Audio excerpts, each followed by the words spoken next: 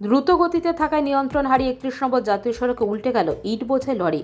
মালদা জেলার হরিশ্চন্দ্রপুর থানার অন্তর্গত চাঁচল হরিশ্চন্দ্রপুর 31 নম্বর জাতীয় সড়কের বটতলা নাকা চেক পয়েন্ট এলাকার ঘটনায় ব্যাপক চাঞ্চল্য ছড়িয়েছে এলাকায়। স্থানীয় সূত্রে জানা গেছে, এদিন ইট বোঝাই লরিটি হরিশ্চন্দ্রপুর হয়ে চাঁচলের দিকে যাচ্ছিল।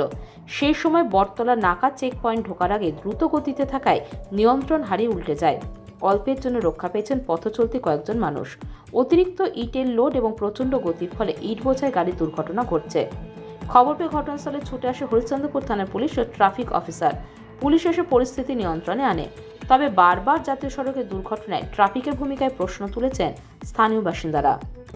গাড়িটা আসলে স্পিডে আসলে কি না, তো গাড়িটা আতো মোচড়ে গেছিল। গাড়িটা কোথায়, কোন জায়গা? এটা সামনে দিক থেকে আসছে। এটা কোন জায়গা? বটতলা। কোন গাড়ি আছে? লরি আছে। কি আছে ওটা? ইট ভরা ছিল গাড়িটা। ভর্তি ইট আছে? হ্যাঁ।